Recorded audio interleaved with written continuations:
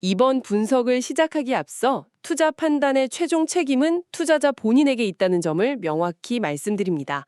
저희는 단순 참고용 정보나 분석을 제공할 뿐 특정 종목이나 섹터에 대해 매수나 매도를 절대 추천하는 것이 아닙니다.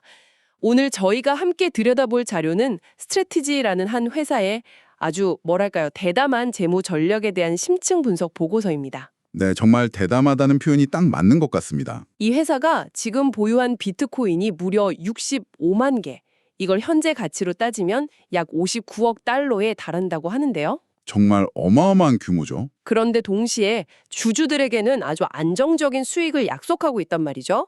아니, 변동성의 상징인 비트코인을 이렇게 산더미처럼 쌓아두고 어떻게 안정적인 현금 흐름을 만들겠다는 건지. 그렇죠. 그게 바로 이 모델의 가장 큰 딜레마처럼 보이는 지점입니다. 이건 마치 롤러코스터를 타면서 평온하게 명상을 하겠다는 것처럼 들리거든요. 이 전혀 어울리지 않을 것 같은 두 가지 목표를 도대체 어떻게 동시에 달성하겠다는 걸까요? 이번 시간에는 이 회사가 왜 스스로를 세계 최초의 확장 가능한 디지털 신용수단, 영어로는 디지털 크레딧 페이커, 줄여서 DCV라고 부르는지 그 이유를 한번 깊게 파헤쳐 보려고 합니다. 네, 이 DCV라는 개념 자체가 아주 생소하면서도 흥미롭죠. 저희가 함께 살펴볼 이 자료들을 바탕으로 이 혁신적인 모델이 정말로 지속 가능한 건지 아니면 우리가 모르는 어떤 숨겨진 위험은 없는지 그 속을 샅샅이 한번 들여다보겠습니다. 자, 그럼 보고서의 첫 장부터 한번 열어보죠. 시작부터 아주 강렬합니다. 2025년 11월 1일 업데이트를 통해서 회사의 정체성을 디지털 신용수단, 즉 DCV로 공식화했다고요? 네, 스스로에게 새로운 이름표를 붙인 셈이죠. 4억 4천만 달러의 현금 준비금을 공개했어요.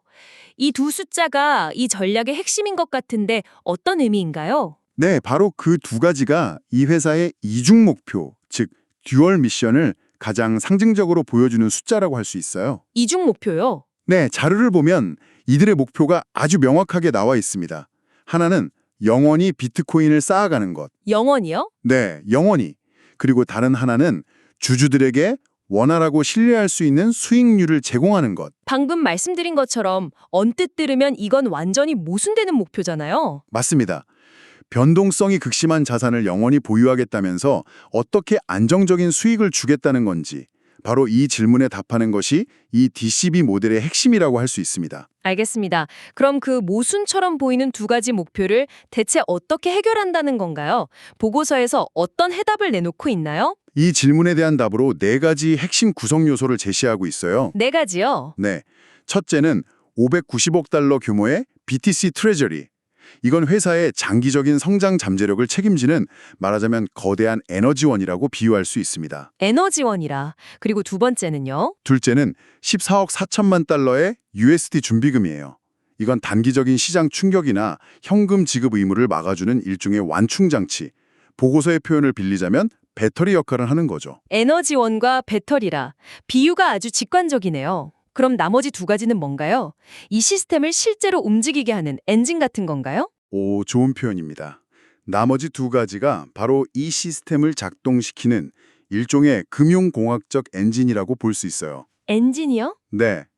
하나는 가치 증대적 주식 발행, 영어로는 Accretive Issuance라고 하고요. 다른 하나는 디지털 신용 상품입니다. 가치 증대적 주식 발행. 말이 좀 어려운데요? 그렇죠.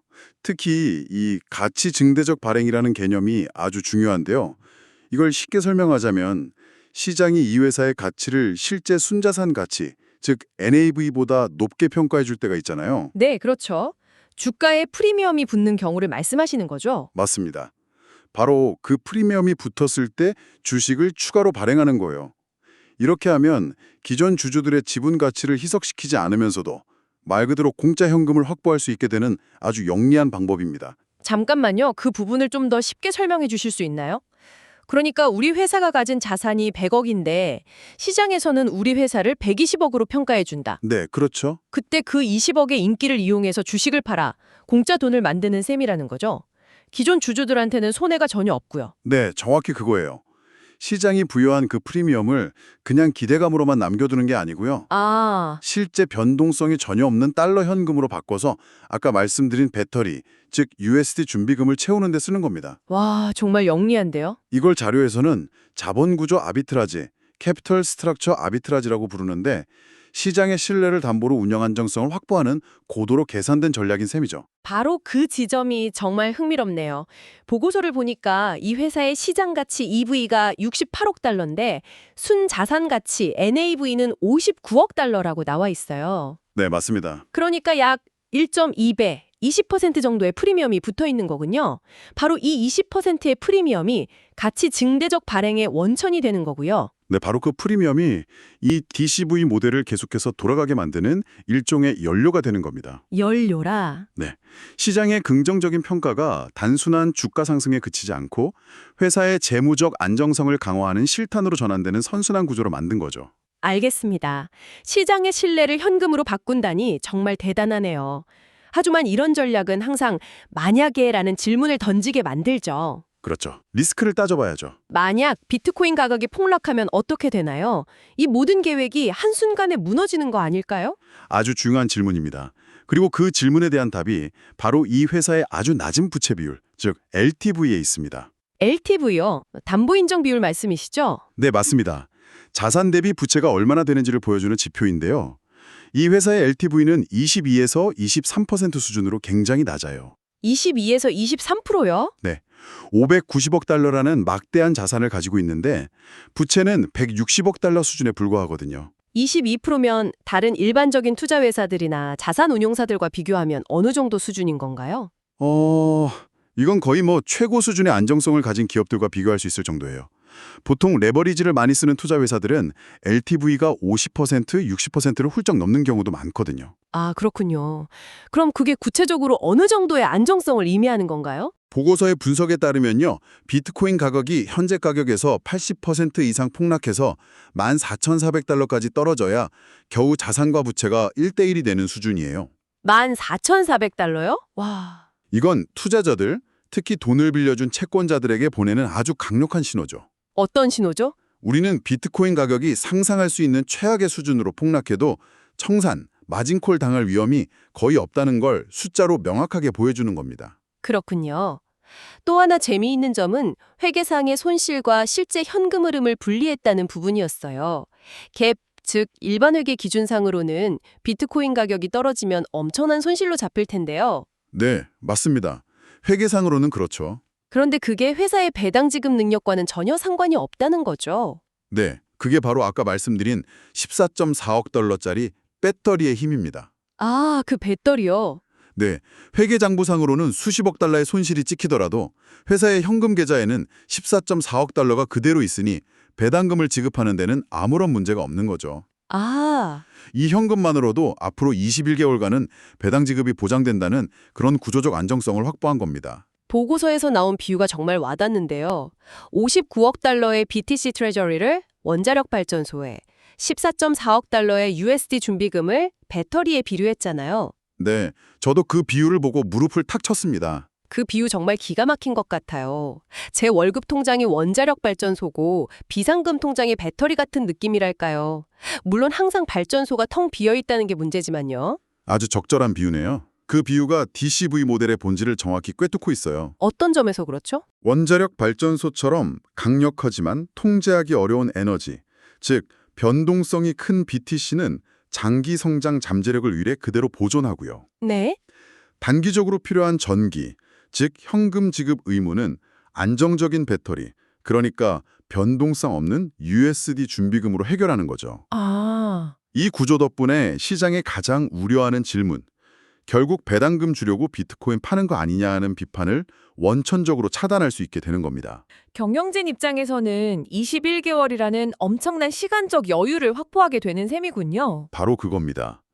시장 상황이 최악일 때 억지로 비트코인을 헐값에 팔 필요 없이 시장이 다시 좋아지거나 혹은 다른 최적의 자본 조달 방법을 찾을 때까지 기다릴 수 있는 거니까요. 거기서 더 나아가서 이 회사는 자금 조달이 필요할 때 접근할 수 있는 거대한 유동성 풀이 3개나 있다고 강조해요. 3개나요? 네, 이른바 트리플 유동성 풀이라는 개념인데요. 첫째는 주식시장, 둘째는 비트코인 현물 시장, 그리고 마지막은 파생상품 시장이죠. 주식, 현물, 타생상품? 네. 이 세 시장의 하루 유동성을 전부 합치면 1,500억 달러가 넘는다고 해요. 하루 유동성만 1,500억 달러요? 와, 그런데 회사가 하루에 갚아야 할 배당 의무는 약 220만 달러라고 했잖아요. 네, 그렇습니다. 이건 뭐 태평양 한가운데서 물 한 컵 뜨는 것보다 쉬운 일이겠는데요? 네, 보고서에서도 극히 일부, 타이니 프랙션이라는 표현을 쓰고 있죠. 사실상 유동성 리스크는 없다고 봐도 무방할 정도의 규모예요. 그렇군요. 이 막대한 유동성 접근성이 회사의 재무적 유연성을 극대화시켜주는 또 하나의 안전장치인 셈입니다. 알겠습니다. 그런데 이 회사는 신용 투자자들의 신뢰를 얻기 위해서 여기서 한 발 더 나아간다고요? 네, 맞습니다. 삼중 배당 보장 시나리오라는 개념을 제시하는데요. 여기서 이 모델이 얼마나 견고하게 설계되었는지가 잘 드러나요. 삼중 방어 시스템 같은 건가요? 흥미롭네요.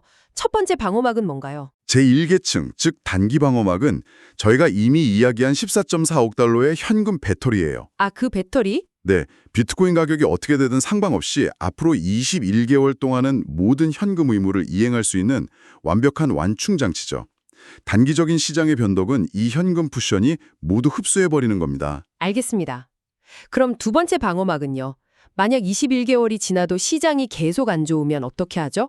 배터리가 다 닳았을 텐데요? 아주 좋은 질문입니다. 그게 바로 제2계층 중기 방어 시나리오예요.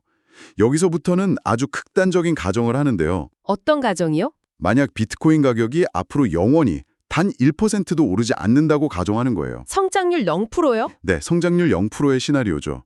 이 경우에도 현재 보유한 BTC 트레저리를 조금씩 매각해서 무려 74년 동안 배당을 줄 수 있다는 계산이 나옵니다. 잠깐만요. 74년이요? 네, 74년입니다. 비트코인 가격이 전혀 안 올라도 74년이나 버틸 수 있다니.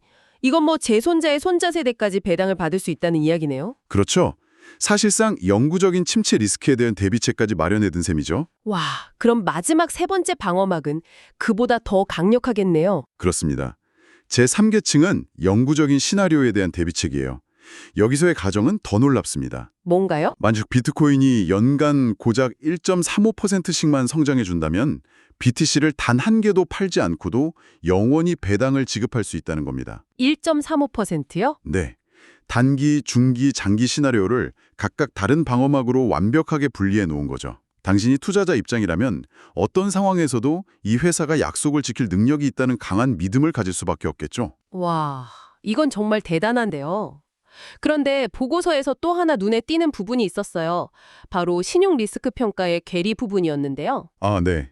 그 부분도 아주 흥미롭죠. 회사는 자체적으로 부채 리스크를 5bps, 그러니까 0.05% 정도로 아주 낮게 평가하는데 시장에서는 412에서 776bps, 즉 4%에서 7%가 넘는 높은 이자를 요구한다는 내용이었어요. 맞습니다. 잠깐만요. 이건 정말 엄청난 차이 아닌가요? 시장이 회사의 리스크를 거의 100배나 더 위험하게 보고 있다는 거잖아요. 네, 바로 그 지점이 이 전략의 핵심적인 기회를 보여주는 대목이에요. 기회요? 리스크가 아니라요? 네, 기회입니다. 그 엄청난 차이는 시장이 아직 이 DCV라는 구조를 완전히 이해하지 못하고 있거나 혹은 비트코인이라는 자산의 변동성에 대한 막연한 공포를 가격에 과도하게 반영하고 있다는 뜻이거든요. 아, 그리고 이 회사는 바로 그 시장의 비효율성과 공포를 역이용하는 겁니다. 어떻게 역이용한다는 거죠? 시장이 요구하는 높은 이자를 기꺼이 지불하면서 신용상품을 팔아 자본을 조달하는 거예요. 높은 이자를 내고요? 네. 그리고 그 돈으로 더 높은 기대 수익률을 가진 비트코인을 사거나 회사의 현금 배터리를 채우는 거죠. 즉, 시장의 과도한 공포를 또 다른 자본 구조 아비트라지 기회로 활용해서 주주 가치를 창출하는 겁니다. 그렇군요. 시장의 오해나 공포마저도 수익 창출의 기회로 삼는다니 정말 철저하게 계산된 전략이네요. 네, 빈틈이 없다고 봐야죠. 자, 그럼 이제 이 DCB라는 자동차가 얼마나 빨리 달려야 하는지에 대한 이야기로 넘어가 보죠.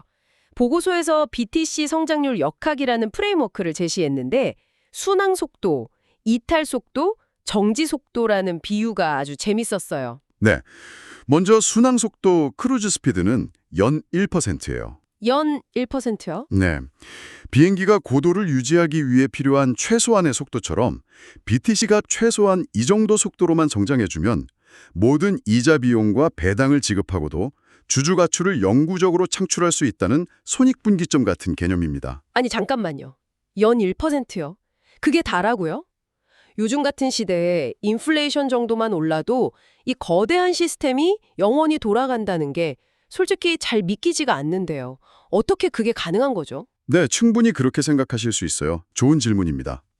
그게 가능한 이유는 바로 앞서 말한 가치 증대적 발행 같은 금융공학 기술 덕분이에요. 아, 그러니까 비트코인 자체의 가치 상승분 외에도 시장의 프리미엄을 현금화하고 낮은 LTV를 바탕으로 유리하게 자금을 조달하는 등의 활동을 통해서 추가적인 가치를 계속 만들어내기 때문이죠. 그렇군요.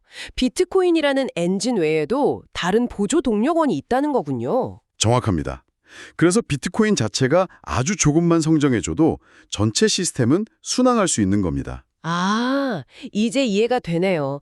비트코인이라는 엔진 자체의 힘뿐만 아니라 여러 개의 보조 부스터가 함께 작동하는 거군요. 네, 그렇게 비유할 수 있겠습니다. 같은데요. 맞아요. 이탈 속도는 연 10.3%입니다. 연 10.3%요?